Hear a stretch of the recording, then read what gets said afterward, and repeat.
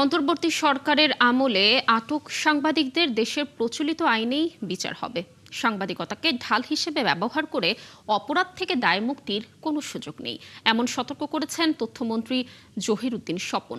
সোমবার জাহাঙ্গীরনগর বিশ্ববিদ্যালয়ের এক অনুষ্ঠানে তিনি আরও বলেন, ফ্যাসিস্ট আমলের শিক্ষা নিয়েই দেশ পরিচালনা করছে বর্তমান সরকার।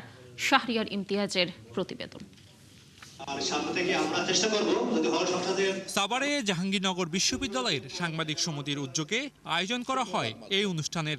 এতে উঠে আসে জনকল্যাণমুখী সাংবাদিকতার গুরুত্ব ও সমসাময়িক রাজনৈতিক প্রেক্ষাপট। গণমাধ্যম সংশ্লিষ্ট সকল ব্যক্তিবর্গরা অনুষ্ঠানের প্রধান অতিথি হিসেবে তথ্যমন্ত্রী বলেন, সাংবাদিকতার আড়ালে সুযোগ নেই অপরাধ থেকে দায় মুক্তির। আমাদের আমলে আমরা কোনো সাংবাদিককে গ্রেপ্তার করিনি, কিন্তু বিগত অন্তর্বর্তীকালীন সরকার আমলে গ্রেপ্তারকৃত যে সাংবাদিকরা আছেন, দেশের আইন অনুযায়ী তাদের ন্যায্য বিচার পাওয়া উচিত, তাদের উপরে কোনো অন্যায় করা উচিত না।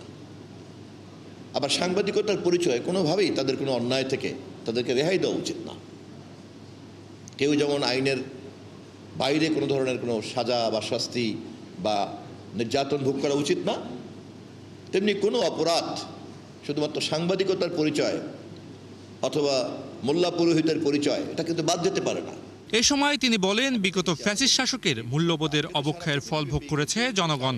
বর্তমান সরকার অতীতের শিক্ষা নিয়েই দেশ পরিচালনা করছে। ফ্যাসিবাদের বিরোধিতাও যেমন সাংবাদিকতা, ফ্যাসিবাদের পক্ষেও বয়ান তৈরি করার কিন্তু সাংবাদিকতা ছিল।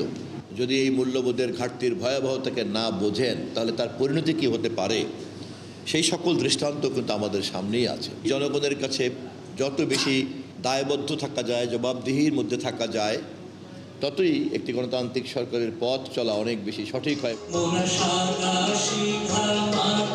এর আগে বিশ্ববিদ্যালয়ের চলচ্চিত্র উৎসবে যোগ দিয়ে তথ্যমন্ত্রী দেশ গঠনে সবাইকে স্বাধীন মনোজগৎ গড়ে তোলার আহ্বান জানান। সত্যজিৎ রায় আজকের দিনে জন্ম নিলে যে মানবিকতার কথা বললেন, সেই মানবতাই হোক আমাদের লক্ষ্য। শাহরিয়ার ইমতিয়াজ, ৭১, ঢাকা।